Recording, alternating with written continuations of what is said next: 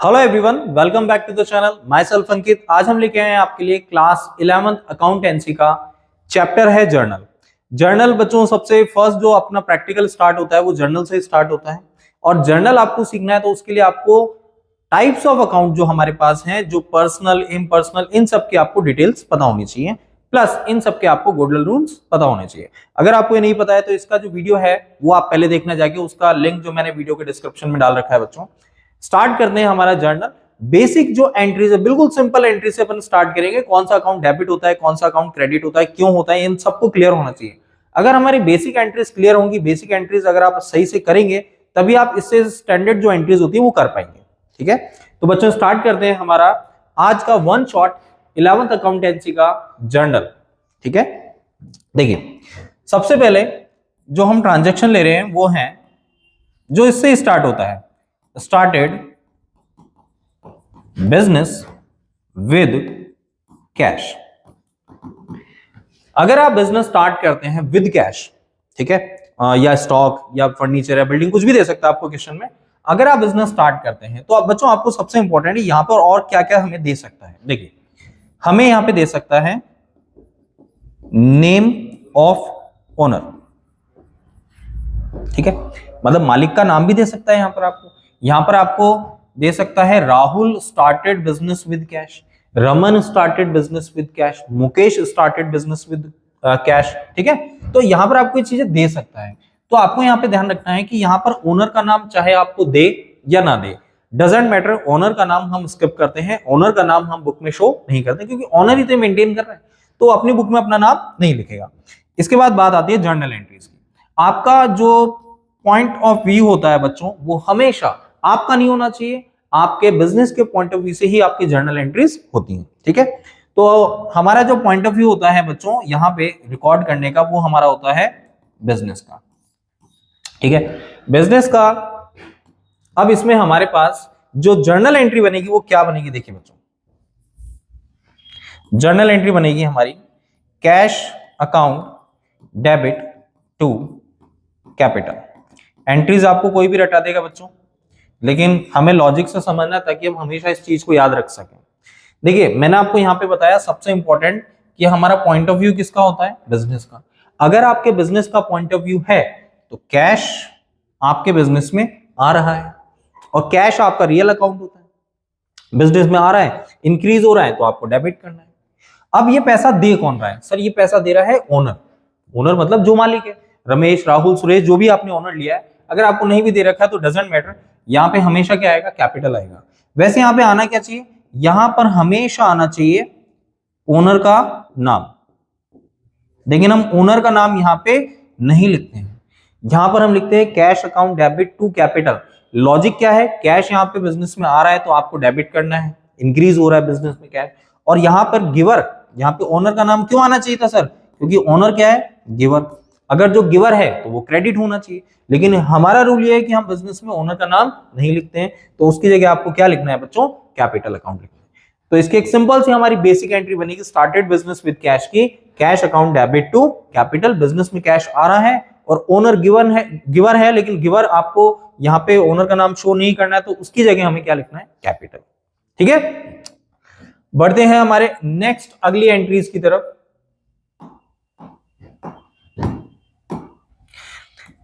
Second आता है हमारा परचेज गुड्स। परचेज गुड्स का मतलब हुआ कि आपने माल खरीदा। ठीक है, आपने माल खरीदा। अब यहां पे गुड्स क्या होता है सर, गुड्स होता है वो सामान, वो चीज जो हम बेचने के इंटेंशन से खरीदते हैं। ऐसी चीज जिसको हमें आगे बेचना है, ऐसी चीज को हम खरीद रहे हैं, उसको हम कौन सी कैटेगरी में डालते हैं, गुड्स। ठीक है, अब यहां पे गुड्स को आपने क्या करा, परचेज करा। अगर आप परचेज करके आएंगे, माल खरीद के आएंगे, तो कॉमन सेंस की बात है कि वहां पर आप पैसे भी देके आएंगे। Because we don't have any information about the transaction is cash और credit, so we have to consider that the respective transaction is cash transaction. तो यहां पे purchase account debit to cash, ये आपको लिखना पड़ेगा। अब सर इसका लॉजिक क्या है, सर हम ऐसा क्यों करते हैं। देखो परचेज जो है, जो आप माल खरीद रहे हैं, जो आप माल खरीद रहे हैं वो बिजनेस के पॉइंट ऑफ व्यू से क्या होता है, एक खर्चा होता है, एक एक्सपेंसेस होता है।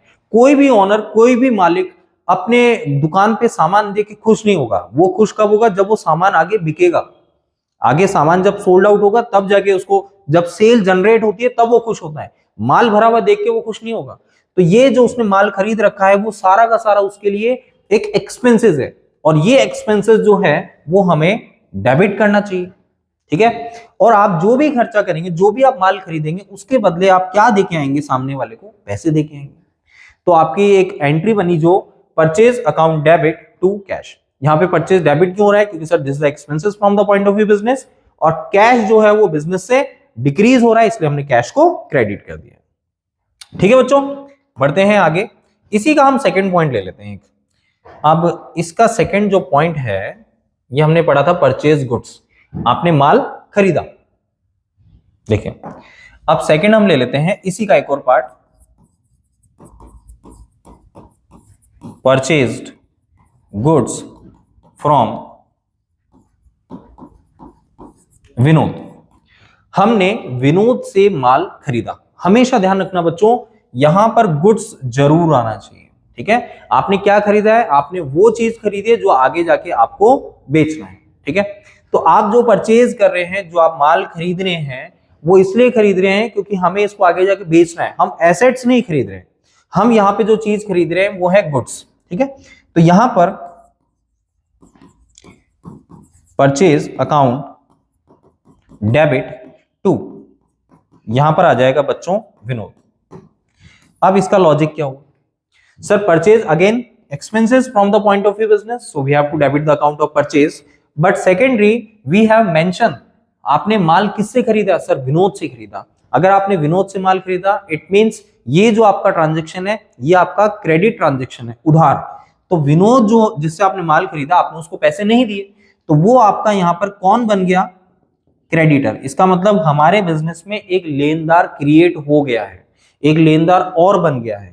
तो यहां पर आपने ऊपर जो पढ़ा था बच्चों वो था परचेज टू कैश, आपने माल खरीदा पैसा दे दिया। लेकिन आपने नीचे पढ़ा, आपने परचेज हमने किया विनोद से, हमने माल तो खरीदा लेकिन हमने पैसा नहीं दिया। तो हमारी एक एंट्री बन रही है purchase account debit to Vinod, ठीक है बच्चों। अब बढ़ते हैं आगे। आगे जो है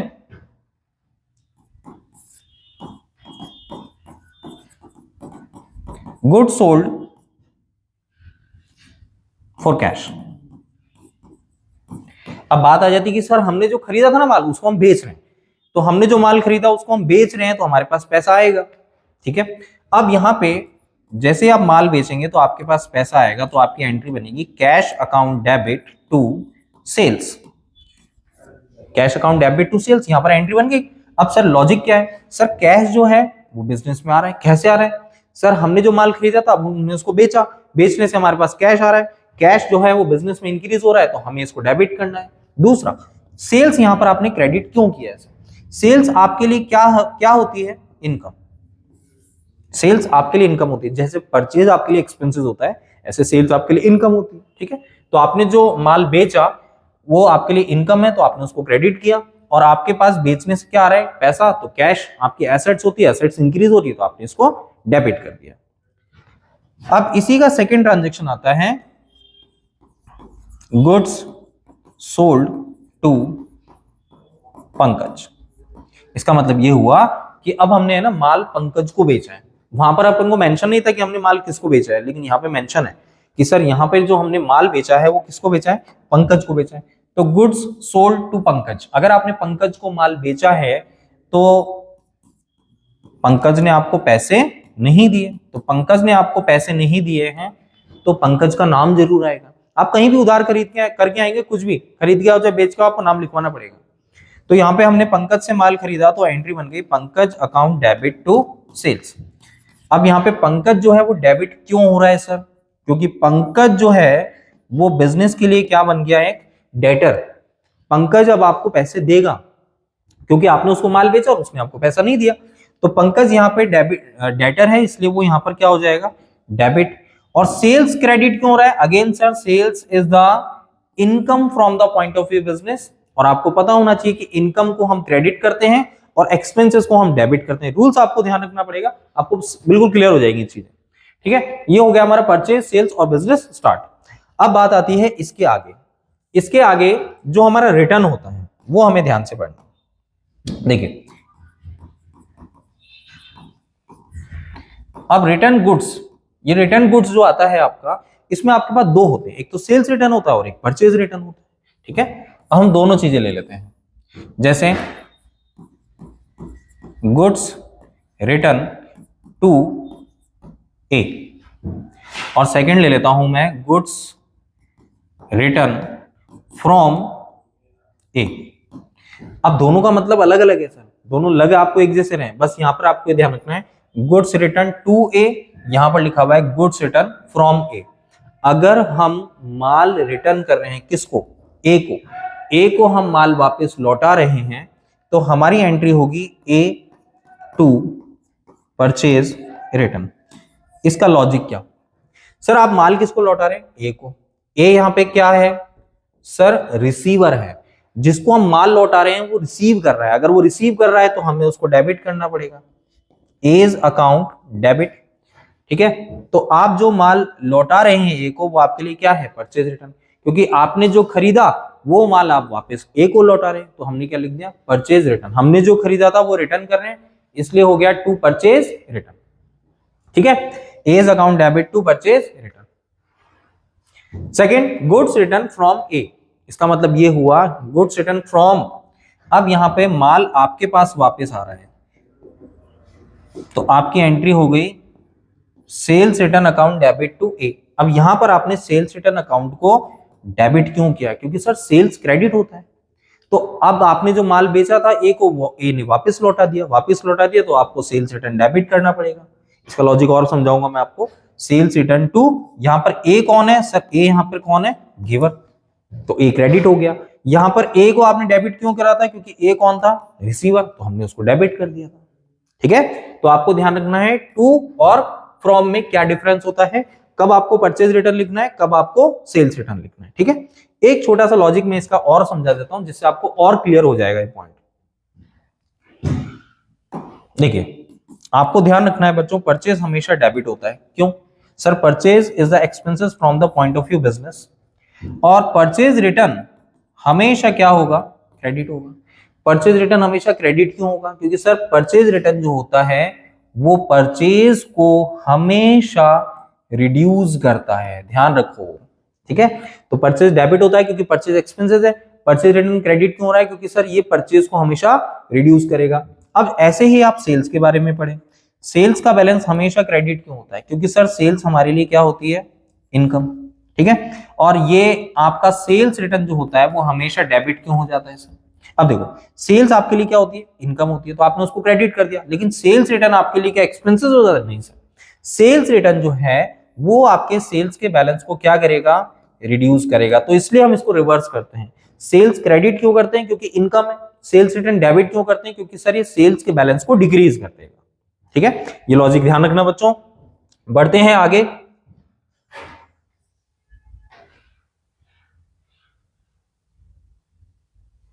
अब देखिए, अगर आप किसी भी पर्सन को सैलरी, रेंट, कमीशन आप पे करते हैं, ठीक है, अब यहां पे एक चीज ध्यान रखना बच्चों, ये हमारा जो भी ट्रांजैक्शन है, अगर हम सैलरी, रेंट, कमीशन वगैरह ये सब हम किसी को पे करते हैं, अगर आपने ये सब पे करा, तो यहां पर सपोज दैट क्वेश्चन में नाम भी मेंशन है कि हमने किसको पे किया, हमने ना रमेश को पे करा है।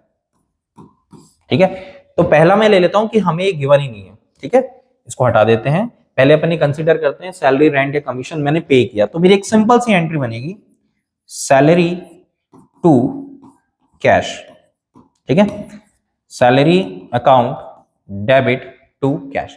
अगर मान लो रेंट है तो मैं लिख दूंगा rent account debit to cash, commission है तो मैं लिख दूंगा commission account debit to cash.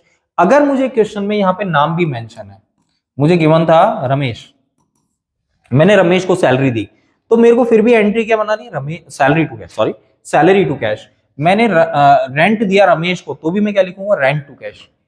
अगर मैंने कमीशन दिया रमेश को, तो भी मैं क्या लिखूंगा, कमीशन टू कैश। इसका मतलब ये हुआ कि नॉमिनल अकाउंट के साथ अगर पर्सनल अकाउंट आता है तो हमें उस पर्सनल अकाउंट को कभी भी शो नहीं करना। ये हमारा एम्प्लॉइज है, हमारे वर्कर हैं, इनको हम वेजेस सैलरी वगैरह देते हैं, हम इनके नाम अपनी बुक में नहीं लिखते हैं, ठीक है।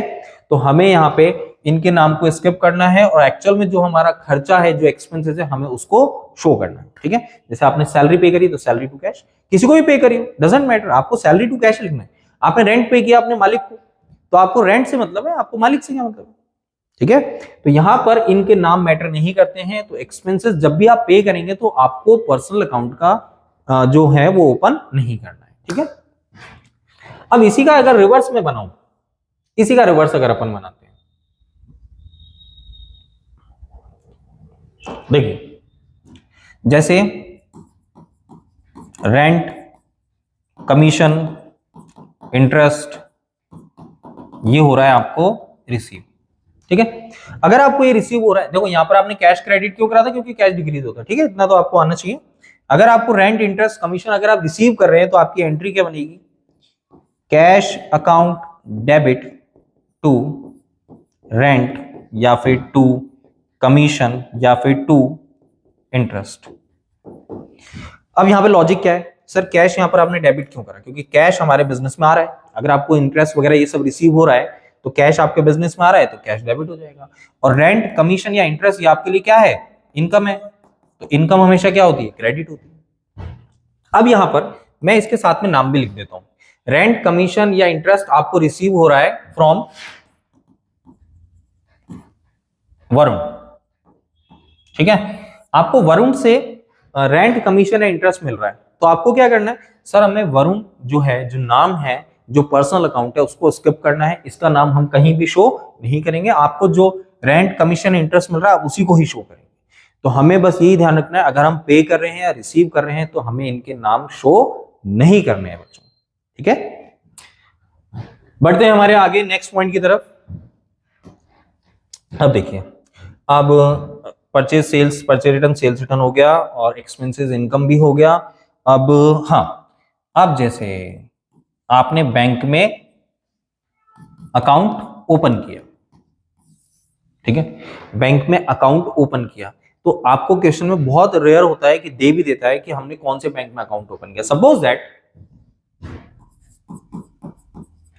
Open A bank account in SBI या फिर पीएनबी या फिर एचडीएफसी या कोई सा भी बैंक का नाम आपको दे देगा और आपको बोल देगा कि आपने इस बैंक में अकाउंट ओपन करा है। तो आपको हमेशा ध्यान रखना है कि इन बैंक के नाम हम हमारी बुक में शो नहीं करते हैं। हमारे लिए जो अकाउंट है वो कौन सा है, सिर्फ बैंक अकाउंट है। अगर आपने बैंक में अकाउंट खोला है या बैंक में अकाउंट ओपन करवाया है तो आपकी एंट्री बनेगी bank account debit to cash. आपको यहां पे ध्यान रखना है, bank account debit to cash. यहां पर बैंक अकाउंट डेबिट क्यों हो रहा है, क्योंकि सर बैंक आपका कौन है, सर रिसीवर है। आप जब बैंक पे पैसे जमा कराएंगे तो रिसीव कौन कर रहा है उस पैसे को, बैंक कर रहा है। तो according to the rule of personal account we have to debit the receiver and credit the giver. या फिर आप इसको एसेट्स भी मान सकते हैं, एसेट्स आपकी इंक्रीज हो रही है, ठीक है। मॉडर्न अप्रोच पे चलोगे तो एसेट्स मानोगे और ट्रेडिशनल अप्रोच पे चलोगे तो फिर आपको रिसीवर और गिवर मानना पड़ेगा, जैसे आपकी इच्छा है, ठीक है। कैश अकाउंट यहाँ पे क्रेडिट क्यों हो रहा है, क्योंकि कैश यहाँ पे डिक्रीज हो रहा है। आपके बिजनेस में जो भी पैसा था वो आपने बिजनेस में से निकाला और बैंक में जमा कर दिया, तो बैंक आपका रिसीव कर रहा है और जो आपका कैश है वो डिक्रीज हो रहा है, ठीक है बच्चों। आपको ये ध्यान रखना है, इनके नाम आपको शो नहीं करने हैं। आपको सिंपल से एक एंट्री बनानी है, bank account debit to cash. क्यों, क्योंकि सर बैंक रिसीव कर रहा है और कैश हमारे बिजनेस से डिक्रीज हो रहा है। सेकंड, डिपॉजिट इनटू बैंक, जो भी अकाउंट है, ठीक है, एसबीआई, पीएनबी, एचडीएफसी, किसी भी बैंक में हमने पैसे जमा कराए तो भी आपको डिपॉजिट इनटू बैंक या ओपन ए बैंक अकाउंट, दोनों एक ही ट्रांजैक्शन होते हैं। आप बैंक में खाता खुलवाएंगे या फिर आप बैंक में पैसे जमा कराएंगे, एक ही बात है। अगर आपने बैंक में पैसे जमा कराए तो आपकी एंट्री हो जाएगी बैंक टू कैश। इसका लॉजिक क्या हुआ, सर बैंक यहाँ पे डेबिट क्यों हो रहा है, क्योंकि सर बैंक यहाँ पे क्या कर रहा है, रिसीव कर रहा है, या फिर बैंक हमारा इंक्रीज हो रहा है और कैश यहाँ पे डिक्रीज हो रहा है, तो कैश क्रेडिट हो जाएगा। आपने बैंक में पैसे जमा कराए या आपने बैंक से पैसे निकाले, एक ही बात है बच्चों। सॉरी बैंक में अकाउंट ओपन किया या बैंक में पैसे जमा कराए, एक ही बात है, ठीक है, तो दोनों में आपकी सिमिलर एंट्री आपको दिख रही होगी। यहां पे भी आपने बैंक टू कैश लिखा है, यहां पर भी आपने बैंक टू कैश ही लिखा है। बढ़ते हैं आगे। Withdrawal from bank. अभी बोल रहा है कि आपने बैंक से पैसे निकाले, ठीक है। अब बैंक से पैसे निकाले तो उसमें दो ऑप्शन होते हैं। बैंक से आपने जब पैसे निकाले तो उसके दो ऑप्शन होते हैं, या तो आपके पास कोई इंफॉर्मेशन नहीं होती, ठीक है, कोई इंफॉर्मेशन नहीं है, नो इंफॉर्मेशन। सेकंड आपको बोल रहा है कि आपने बैंक से पैसे क्यों निकाले हैं, पर्सनल यूज के लिए, घर के लिए, घर पे कोई जरूरत आ गई थी इसलिए अपने बैंक से पैसे निकाल दिए। अब आपको यहाँ पे ध्यान रखना है कि अगर आप विड्रॉन फ्रॉम बैंक करते हैं, मतलब बैंक से पैसा निकालते हैं, तो अगर नो इंफॉर्मेशन है तो हमें उसको क्या कंसीडर करना पड़ेगा कि हमने वो पैसे ऑफिस के लिए निकाले हैं। अगर आपने वो पैसे ऑफिस के लिए निकाले हैं तो आपकी एंट्री बनेगी cash account debit to bank, क्योंकि ऑफिस के लिए निकाले हैं तो ऑफिस में पैसा आ रहा है और यहाँ पे बैंक से पैसा जा रहा है या बैंक गिवर है, तो ऑफिस में पैसा आ रहा है तो कैश अकाउंट डेबिट हो जाएगा, और बैंक गिवर है तो बैंक क्रेडिट हो गया, या बैंक डिक्रीज हो रहा है तो क्रेडिट हो जाएगा। दूसरा, अगर हम पर्सनल यूज के लिए पैसा निकालते हैं, पर्सनल यूज के लिए, पर्सनल यूज को हम क्या बोलते हैं, ड्राइंग्स टू, पैसा कहां से निकल रहा है, बैंक, तो ये हमारी एंट्री बन गई। ड्राइंग्स अकाउंट डेबिट क्यों हो रहा है, क्योंकि सर हम घर के लिए पैसा निकाल रहे हैं, घर के लिए पैसा निकाल रहे हैं तो पैसा बिजनेस से तो निकल गया, लेकिन बिजनेस सॉरी बैंक से तो निकल गया लेकिन ऑफिस में नहीं जा रहा है, तो पैसा हमारे घर पे जा रहा है, घर पे जा रहा है तो वो हमारा पर्सनल यूज हो गया, ठीक है। तो यहाँ पे ड्राइंग्स आपको डेबिट करना होगा और टू बैंक, क्योंकि बैंक से पैसा निकल रहा है। अब बात आती है, बच्चे बहुत यहाँ पे क्वेश्चन करते हैं कि सर यहाँ पे ड्राइंग्स आपने डेबिट क्यों करा। ड्राइंग्स क्या होता है सर, ड्राइंग्स भी हमारा एक पर्सनल अकाउंट ही होता है, ठीक है। ड्राइंग्स जो है बच्चों, ये हमारा एक पर्सनल अकाउंट ही होता है, और ये ध्यान रखना हमेशा मेरी बात, ये हमारी कैपिटल को क्या करता है, रिड्यूस करता है, ठीक है। हमने जब ये नोट स्टार्ट किया तो हमने सबसे पहले एंट्री कर दी cash account debit to capital. Owner जो है जब बिजनेस में पैसा लगाता है तो हम ओनर का नाम नहीं लिखते हैं, हम वहां पे कैपिटल लिखते हैं। अब सोचिए कि ओनर जब बिजनेस से पैसा निकालेगा तो भी हमें ओनर का नाम नहीं लिखना है, तो हमें क्या लिखना पड़ता है, उस जगह ड्राइंग्स लिखना पड़ता है। और दूसरा लॉजिक ये है कि ये आपकी कैपिटल को हमेशा डिक्रीज कर देगा। अगर किसी ने 5 लाख रुपए लगाए हैं और इसमें से उसको 50,000 रुपए की जरूरत पड़ गई तो 50,000 रुपए वो निकाल रहा है, अब उसकी कैपिटल कितनी रहेगी सर, 4.5 लाख रहेगी। तो ये जो इसने किया है, ये क्या है सर, ड्राइंग्स है। इस ड्राइंग्स ने इसकी कैपिटल को डिक्रीज कर दिया। पहले हमारी जो कैपिटल थी वो शो हो रहा था 5 लाख, अब हमारी जो कैपिटल है वो है 4,50,000। इसका मतलब हमेशा ध्यान रखो बच्चों, ड्राइंग जो होता है वो पर्सनल यूज होता है, डोमेस्टिक यूज होता है, प्राइवेट यूज होता है, इसके नाम है, और ये हमारी कैपिटल को हमेशा क्या करेगा, डिक्रीज कर देगा, ठीक है। तो ड्राइंग्स आपकी कैपिटल को डिक्रीज करेगा, इसलिए ड्राइंग्स हमेशा डेबिट होता है और कैपिटल हमेशा क्रेडिट होती है, ठीक है। आप लाइबिलिटी का रूल भी लगा सकते हैं यहाँ पे। अब बढ़ते हैं आगे। आगे हमारा ट्रांजैक्शन आता है चेक ट्रांजैक्शन। देखिए, अब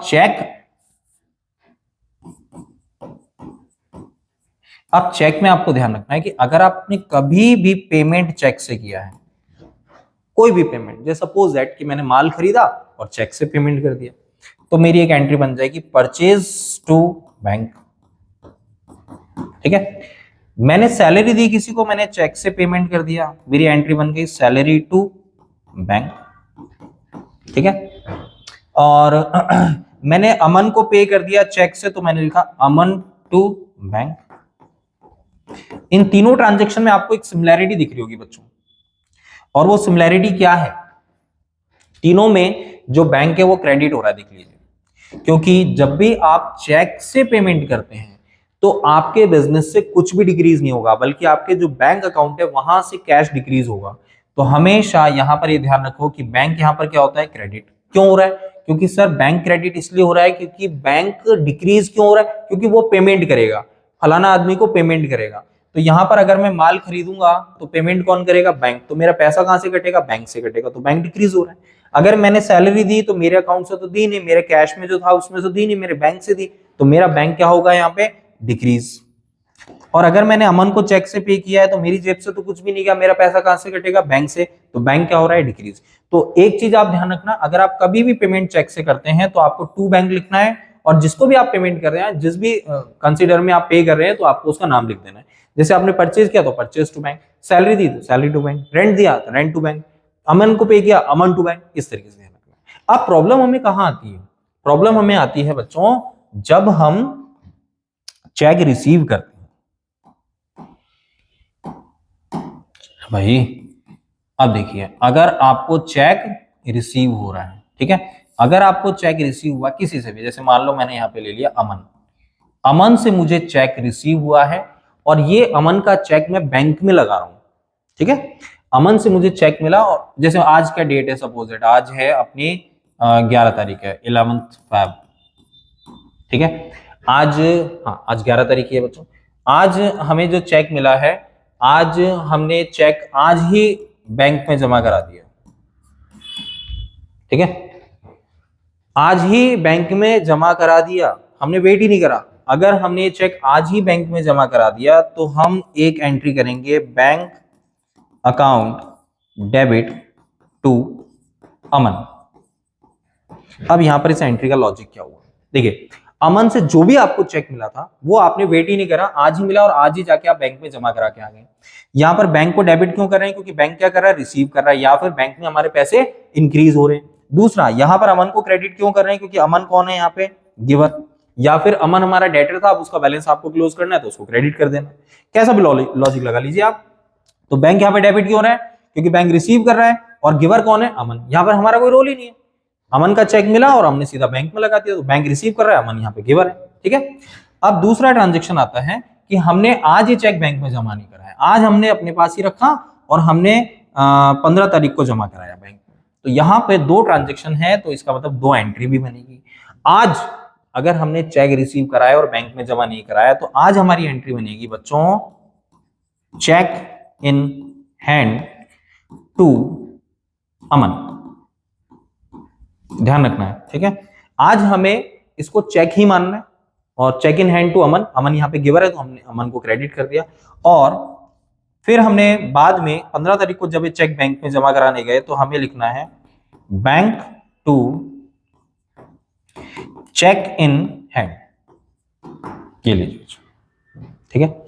अब इससे लॉजिक क्या हुआ, देखो, चेक इन हैंड से चेक इन हैंड कैंसिल हो जाएगा, आपका जो इंपैक्ट पड़ेगा एंट्री का वो बैंक टू अमन ही पड़ेगा।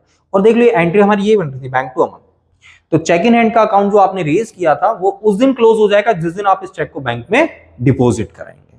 ओके बच्चों, ये आपको ध्यान रखना है, ये आप अगर किसी और दिन कराते हैं तो आपको ये ट्रांजेक्शन करना है, और अगर आप सेम डे चेक को बैंक में लगाते हैं तो आपको ये एंट्री करनी है। अब एक लास्ट पॉइंट, अगर ये सर चेक बाउंस हो जाए, भले ही आपने सेम डे कराया हो, भले ही आपने किसी और दिन कराया हो, अगर आपका ये चेक बाउंस हो जाता है तो चेक डिसऑनर,